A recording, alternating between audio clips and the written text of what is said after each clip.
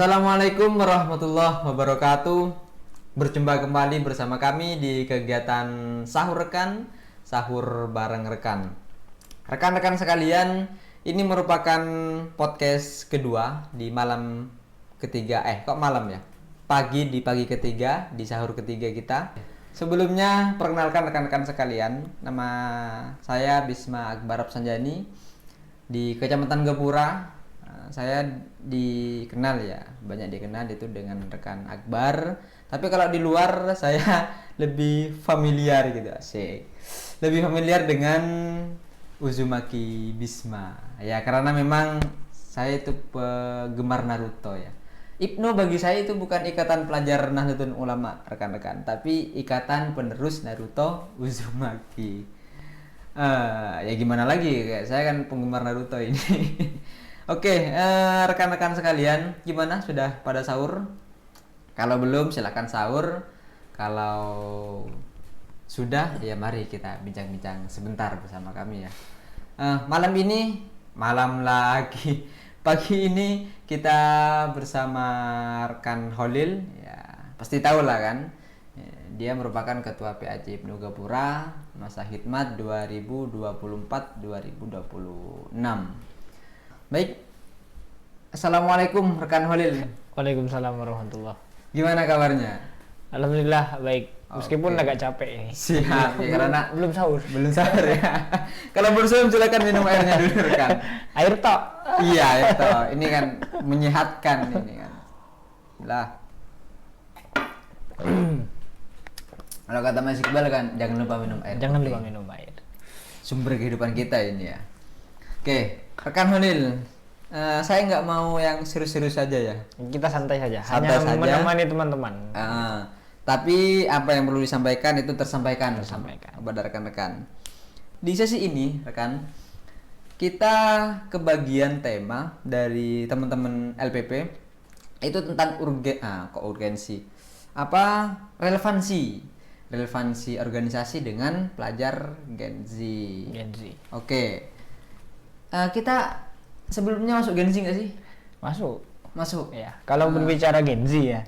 Kalau yang kita bicarakan Gen Z teman-teman sekalian, kalau kita bicarakan Gen Z, maka sebenarnya itu kita membicarakan diri kita sendiri salah satunya. Karena Gen Z itu kelahiran tahun 97 hingga tahun 2012. Oh, berarti kisaran umur 13 sampai 278 ya. Betul sekali. Usia Ibnu banget itu ya. Usia Ibnu banget tuh gitu. Iya. Dan kalau saya masuk di tahun itu, saya 2003. Sama 2003. Saporoten kan kalau kata orang betul ya. Iya, begitu. Ya, kalau berbicara Gen Z maka itu sebenarnya berbicara tentang kita ini. Gitu.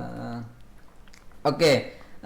Pertama rekan, karakteristik Gen Z itu seperti apa sih? Karena yang saya dengar itu kan, yang sering muncul di algoritma TikTok itu, Gen Z itu cenderung malas, cenderung mau instan gitu.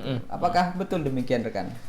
Sebenarnya ada banyak sekali ciri-ciri yang ada pada generasi Z ini. Namun yang perlu saya sampaikan saat ini ya, yang perlu kita ulas, kita bicarakan pada sesi ini, yang sekiranya betul-betul ini ada korelasinya, ada hubungannya dengan organisasi. Ya, dengan Ibnu ya. Iya, dengan Ibnu secara khusus. Ketika kita Gen Z ini, maka tentu yang pertama kita tidak lepas sosial media dan lain sebagainya. Ini ya dulu. Maka kecenderungan yang pertama betul itu tadi. Kalau memang agak malas sedikit gitu. Iya. Dia maunya yang instan-instan. Itu Gen Z seperti itu. Meskipun ya akan banyak informasi yang diterima dengan adanya sosial media ini. Karena ya ini sudah informasi tidak terbatas seakan-akan seperti itu. Itu yang pertama. Kemudian yang kedua ini Gen Z sebenarnya multitasking. Ya gimana? Multitasking. Mungkin dia ngerjain tugas kampus, tetapi di sisi lain chattingan. Ya. Oke. Kemudian itu. Yang terakhir ini ada yang agak bahaya sih sebenarnya. Kita itu krisis literasi. ya baca buku itu mungkin Gen Z itu agak Susah, agak ya? menurun. Susah, ya? Susah. Iya, agak menurun. Apalagi dia maunya yang instan banget gitu. Itu. Nah, sehingga bentengnya kalau tadi yang dibicarakan adalah relevansi organisasi dan kemudian Gen Z, maka organisasi menjadi salah satu benteng. Saya rasa untuk menyeimbangkan nilai ya, menyeimbangkan nilai. Berarti secara tidak langsung kan di diri Gen Z itu ada apa ya? Ada kelebihan tapi juga ada kekurangan. Ada kekurangan dan itu perlu kita hadapi itu gitu. Mungkin benar sekarang kan dengan adanya teknologi mungkin ya, dengan ada kecepatan teknologi hari ini mungkin informasi itu begitu luas, semudah itu kemudian kita tinggal ngetik, kemudian sudah ada. Beda kalau dengan dulu mungkin kalau mau tahu tentang informasi bisa baca koran, ya, wawasan bisa baca buku ya kan. Hari ini tinggal klik tok gitu kan. Iya. Berarti kan secara informasi itu lebih mudah. Tidak akan kekurangan. Tapi mungkin di minat bacanya aja. Iya, hanya saja ini di informasi yang tidak terbatas ini, secara hal-hal yang positif akan banyak yang diterima, akan tetapi hal yang negatif pun juga demikian. Itu yang tidak terbatas semuanya itu, yang muncul di FYP kita itu. Kan bukan hanya untuk mendorong kita terhadap kebaikan, mohon maaf ya tanda kutip. Ini FYP-nya algoritma soalnya Iya. Nah, ini kalau yang muncul banyak yang jelek-jelek dan terpengaruh akan itu, justru ini bahaya.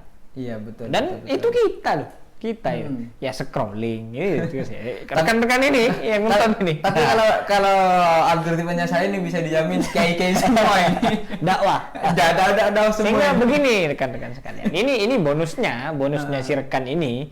Bonusnya si rekan ya biar yang dicek di YouTube, di TikTok dan lain sebagainya ya bukan hanya yang negatif, tetapi ketemu dengan kita, ketemu dengan Ibnu begitu. Iya, kita bahas masa depan. Siap. Oke rekan. Terus berarti kan secara karakteristik ini tentu beda jauh dengan generasi sebelumnya. Beda jauh. Kan. Tapi secara semangat juang dalam organisasi ataupun secara pengembangan diri, development self-nya itu gimana? Terdegradasi atau malah justru semakin besar semangatnya gitu? Kalau berbicara semangat juang itu, maka karena itu dibentuk sih, itu dibentuk bahwa menjadi sosok yang berani mengambil keputusan, menjadi sosok yang bertanggung jawab, disiplin. Ini dibentuk, lingkungan sangat berpengaruh, begitu. Dari sejak di keluarga, kemudian mungkin di lingkungan pendidikan, hingga salah satunya adalah organisasi. Begitu. Sering saya sampaikan ketika ada forum-forum di komisariat, bahwa ini dalam rangka membentuk karakter peserta didik, bagaimana rekan-rekan Ibnu PPNU di ranting-ranting di komisariat, dia mampu memimpin sejak dini, dia mampu kerja sama tim sejak dini. Maka ketika pertanyaannya seperti tadi, apakah semangat juang di dalam kita, di dalam Gen Z ini? Maka jawabannya adalah yang pertama sebenarnya kondisinya kita bacakan dulu. Karena seharusnya itu ada demikian, karena yang membentuk lingkungannya. Meskipun perjuangan generasi milenial dan generasi kita tentu tidak sama. Tidak sama. Ya. Apalagi dengan media ini salah satunya. Mungkin kalau generasi milenial, contoh kita nih jadi sekretaris di bagian sekretaris administrasi Ibnu, dia punya tugas mendata semua anggota sekecamatan Gapura misalnya. Kalau mungkin dulu ya manual, harus sosialisasi, jalan dulu, minta data dan sebagainya.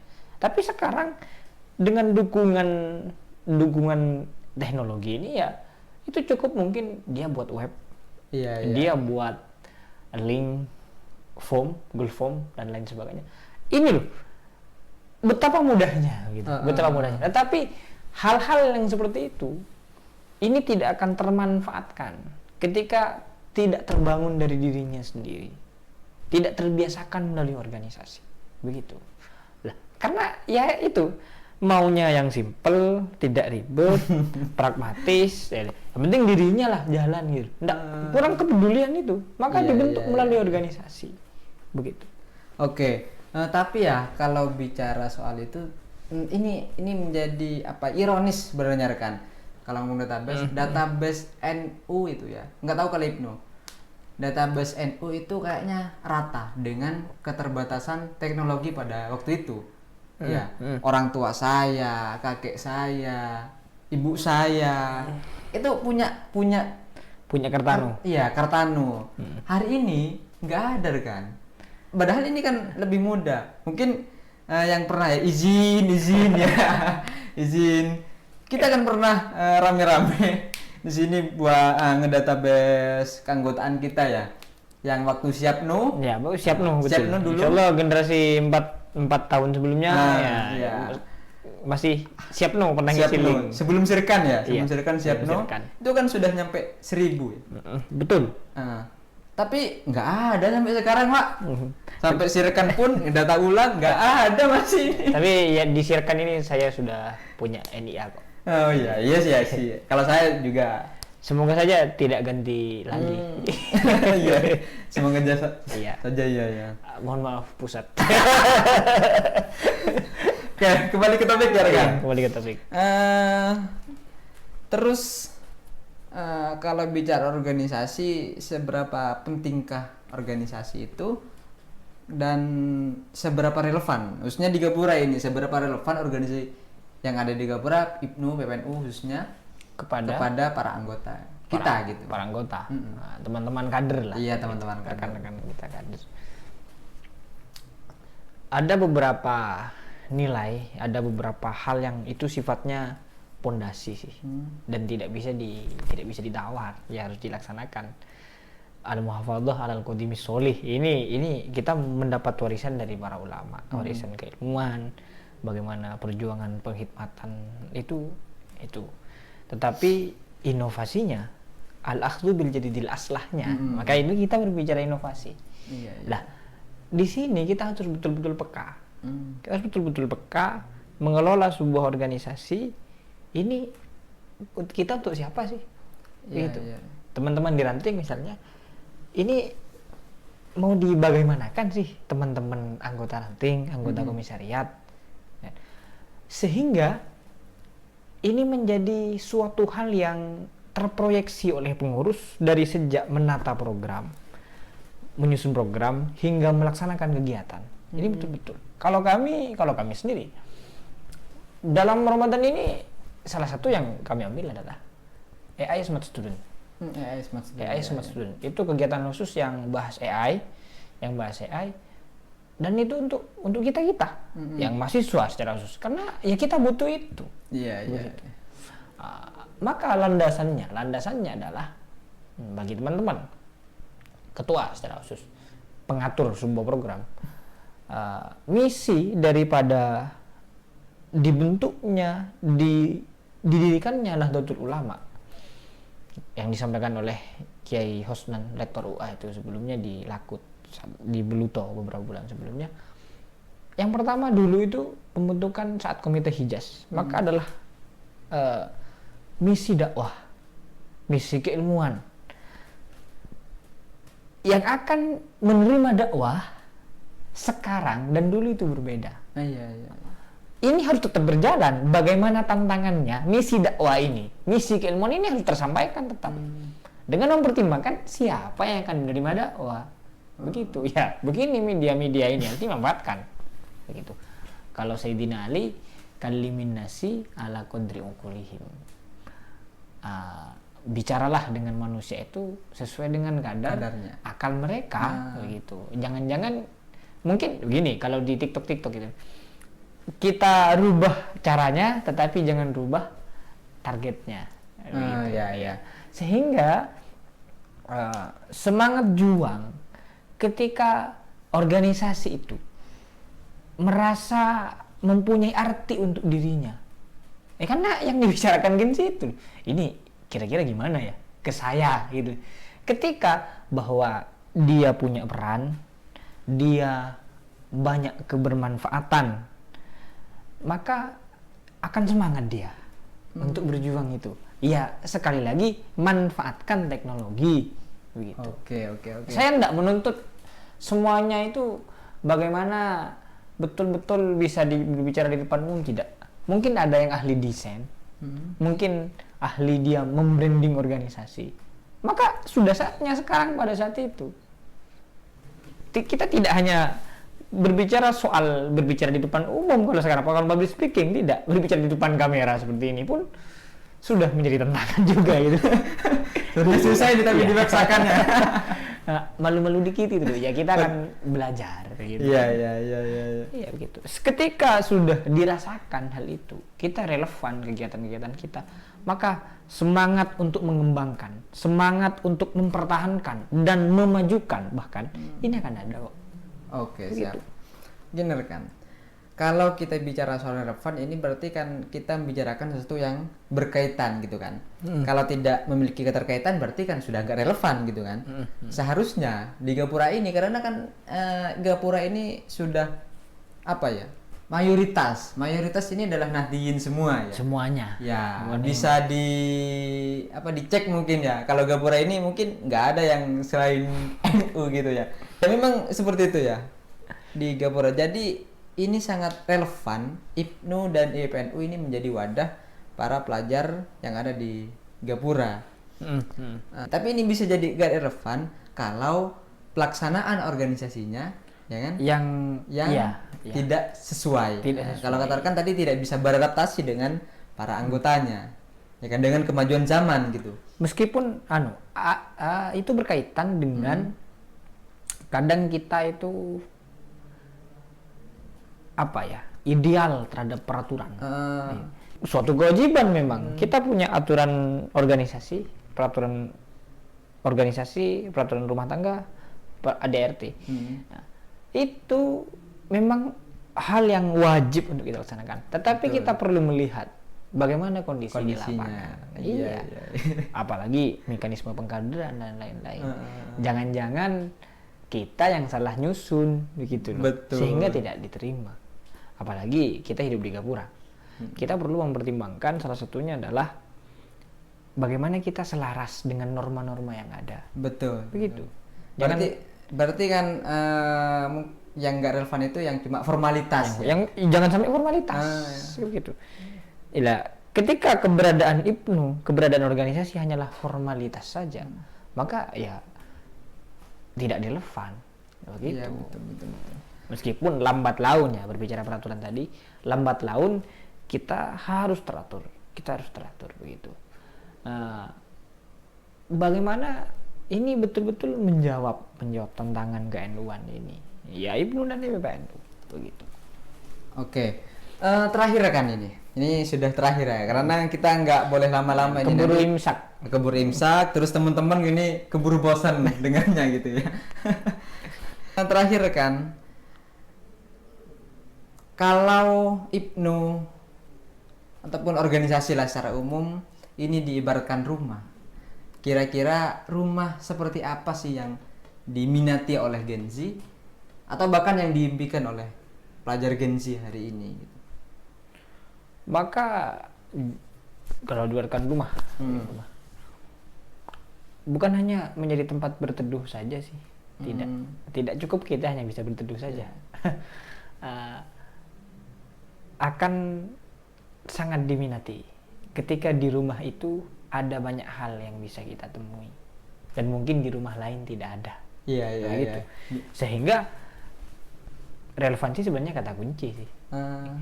Misalnya branding, bisnis online dan lain-lain. Ini yang menjadi rumah yang kebutuhan kita saat ini ada di rumah itu. Begitu. Apalagi IPNU ini. IPNU ya, kita kan hidup di lingkungan NU, maka ber-IPNU IPPNU menjadi sebuah keharusan. Bagaimana kita menjawab tantangannya, bagaimana kita mampu mengorganisir sesuai kebutuhan kader. Lah, ini mari kita inovasi bersama-sama begitu. Kita upgrade di sini begitu. Secara fondasi, secara landasan pijakan kita berakidah, berfikroh, maka insya Allah sudah terbangun di lembaga-lembaga pendidikan. Karena yang disampaikan tadi, dari lembaga, dari ujung timur, Gerujugan. Sampai Poce, ini NU semua sudah. Tidak akan ada materi-materi yang Syiah ini. Tidak ada yang Wahabi, tidak ada itu. Maka ini harus kita organisir dengan baik. Ini kita harus atur dengan baik. Harus kita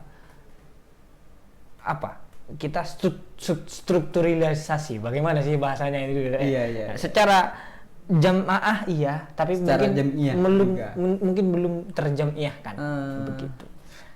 Iya. Jadi sebenarnya kalau cuma sekedar jamaah ya, kalau sekedar jamaah ini bukan suatu prestasi sih. Karena memang ini ya kultur, memang kan kultur kita adalah NU. Ini bisa disebut sebagai prestasi kalau ini sudah terorganisir, menjadi jamiah gitu. Ya. Bahkan mohon maaf ini, tapi sebelumnya saya sempat sowan ke salah satu alumni IPNU dan beliau juga pengurus NU. Di beberapa titik di Gapura ini NU ini masih, kita berbicara NU secara umum dulu ya, ini belum menjadi organisasi, akan tetapi kompolan. Gitu. Sehingga ya organisasi seharusnya mempunyai kejelasan daripada target-target bagaimana kondisi jamaah yang betul-betul banyak ini menjadi sebuah kekuatan jamiah. Iya. Gitu. Kalau kata Kiai Busro ini kita akan pernah sowan ke beliau. Iya. Itu kan beliau mengatakan kalau IPNU cuma mau tahlilan ya kan, mau sholawatan, ya sudah jangan berIPNU, ya ikut kompolan saja, sama aja banyak gitu. Maka yang ditawarkan IPNU dan PPNU ya harus lebih daripada itu. Harus lebih daripada itu. Ya, itu secara dasar kita, fondasi kita harus seperti itu memang. Apalagi kita orang NU. Iya. Begitu. Amalia kita ya harus amalia NU pastinya. Oke, rekan. Ini terakhir. Kok terakhir lagi ya? Tadi kan sudah terakhir ya. Paling terakhir. Ini saya minta pesan dan kesannya sih dalam berIPNU itu. Gimana? Dalam berorganisasi. Ya, dalam berorganisasi. Pesan terakhir. Bukan pesan terakhir. Closing saja. Kepada rekan-rekan sekalian, terkhusus apalagi pengurus, saya menyampaikan sebuah kotes, kata-kata daripada Buya Hamka. Buya Hamka mengatakan demikian, kepada pemuda, bebanmu akan berat, jiwamu harus kuat, tetapi aku percaya langkahmu akan jaya. Kuatkan pribadimu. Siap. Terima kasih. Oke, ini sebagai informasi sebelumnya rekan, karena tadi rekan sudah men-spoiler ya kegiatan kita nanti. Itu ada AI Smart Student. Ya, bisa disampaikan. Mungkin mahasiswa ada yang mau ikut. Karena ini terkhusus kepada mahasiswa bebas, mau mahasiswa yang ada di Gapura ada Stainas, terus ada Al-Karimiyah ya, ada kalau kampus ya ada Inkada, terus juga kepada mahasiswa yang lain di kampus-kampus yang lain di Kabupaten Sumeneb ini bisa mengikuti kegiatan kami yaitu AI Smart Student. Ini juga bagian dari relevansi untuk kita bisa beradaptasi dengan zaman gitu. Oke, itu tanggalnya Pak. Tanggalnya di pertengahan bulan Ramadan. Kayaknya sudah ada di pamflet ya. Jangan sampai pantau terus lah. Pantau terus IG kita lah, media kita. Oke, mungkin hanya itu rekan-rekan sekalian. Ya, kurang lebihnya mohon maaf. Selamat belajar, berjuang bertakwa. Assalamualaikum warahmatullahi wabarakatuh. Apa ya?